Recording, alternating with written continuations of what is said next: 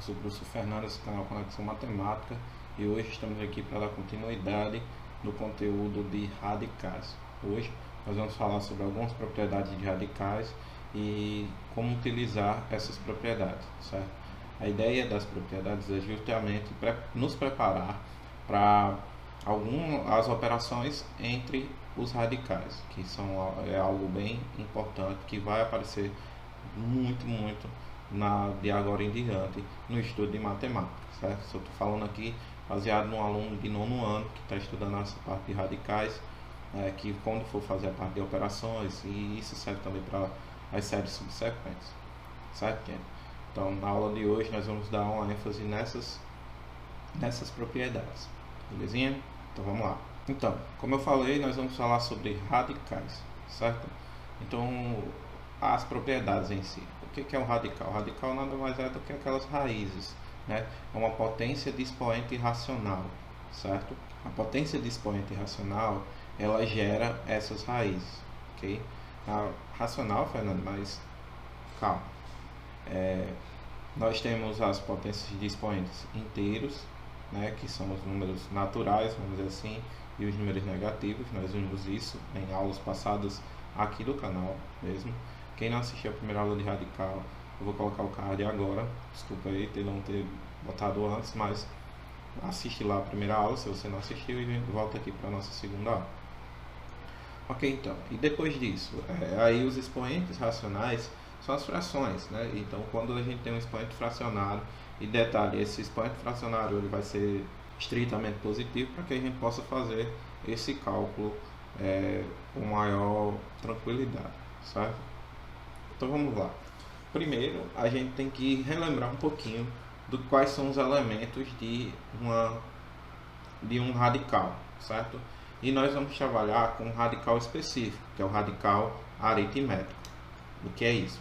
O radical aritmético, a única diferença dele para o radical normal é que o nosso radicando ele vai ser estritamente não negativo, certo? Ele pode ser zero, ele pode ser positivo, mas não pode ser negativo. Nós não vamos considerar nesse aspecto, certo? Então aí nós temos dois exemplos. Nós temos a raiz quadrada de 5. O índice, lembrando aí, é sempre o número que aparece aqui. Se não aparecer esse índice, o valor numérico aí, subentende-se que é 2. Né? O nosso índice ele vai ser um número natural maior do que 1. Então começa do 2, como é o primeiro termo, a gente subentende aí e não precisa colocar. A partir do segundo termo da sequência é que a gente começa a colocar. E o nosso radicando é 5. Detalhe que esse radicando aí, ó, ele sempre vai ser um número real maior ou igual a 0. Beleza? Da mesma forma serve para o nosso exemplo raiz cúbica de 10, onde nós temos o índice 3 e o radicando 10. Então nós vamos trabalhar com radicais aritméticos, certo? Então os radicais aritméticos, obrigatoriamente, nosso radicando vai ser maior ou igual a 0, beleza? Então vamos lá para as propriedades. Primeira propriedade, e essa é praticamente trivial, certo? Se nós temos uma raiz enésima de um radicando elevado à enésima potência, então o resultado dessa raiz vai ser o próprio radicando, a própria base da potência. Então se você tem uma raiz de uma potência e o expoente dessa base é igual ao índice, nós meio que podemos cancelar, certo? Mas tem que lembrar sempre que essa base ela tem que ser maior ou igual a 0, ok? Nós temos aqui dois exemplos, eu vou passar para vocês. 32. Nesse caso aqui, a gente vai, né, fatorar o 32. Lembrando que fatorar eu vou decompor em fatores primos. Pegar o 32, né, passar aquela barrinha bonitinha. Ah, dá por 2, que dá 16. Vocês vão fazendo isso aí.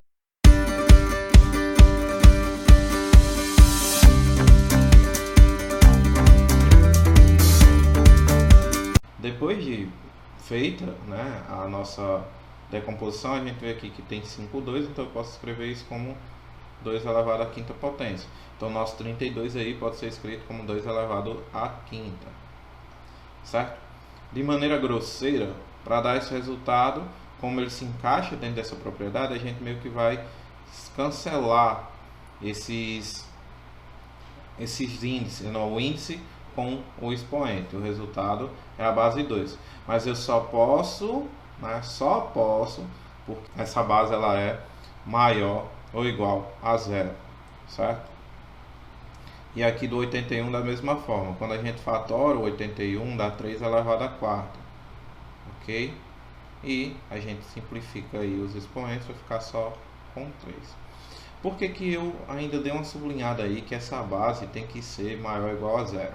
Digamos que nós tenhamos raiz de índice 4 de menos 2 elevado a quarta, certo? A gente fica muito tentado a simplesmente cancelar o índice com o expoente e dizer que esse resultado é menos 2. Gente, lá no início, quando a gente falou sobre raízes, eu disse a vocês que não existe uma raiz de número negativo. E, né, portanto, quando você diz que uma raiz de índice par é um número negativo, você está dando ambiguidade. Uma raiz ela sempre vai ser positiva. Uma raiz ela sempre vai ser positiva. Uma raiz de índice par, certo? Então, se a gente cancelasse aqui, eu estava quebrando por terra tudo. Então, nesse tipo de caso, certo? Se você relembrar disso, você deixa o sinal de lado e só bota a base. Mas por que eu vou deixar o sinal de lado, Fernando?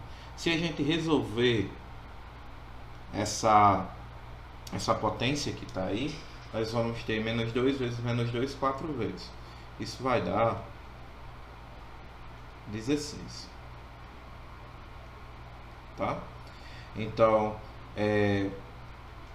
se eu fatorasse o 16, isso dá 2 a quarta. Aí sim, eu tenho uma base que está dentro dos padrões. Aí eu posso cancelar aqui, e isso aqui é 2. Essa base aqui, ela não estava aqui dentro desses padrões. Por isso que a gente não deve considerar. A gente deve sempre resolver a potência se a base for um número negativo. Ok? Senão ela não se encaixa no estudo da gente. Nós estamos trabalhando apenas com radicais aritméticos. Beleza? A nossa segunda propriedade, nós vamos passar por um processo de simplificação. Ok? E como assim, Fernando?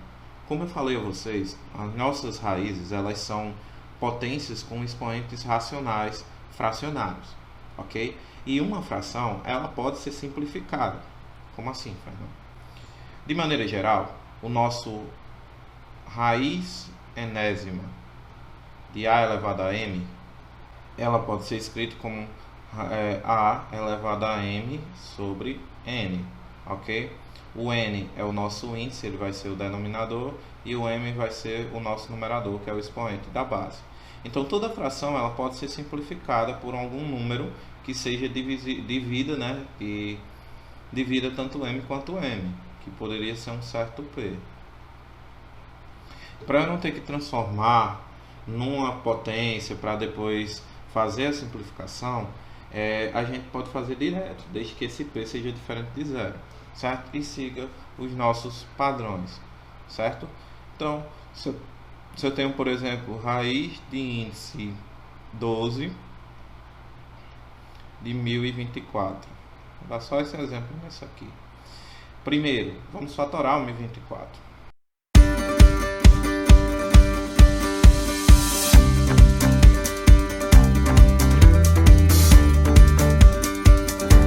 Quase não cabia no nosso quadro, mas aqui dá 2 elevado à décima potência.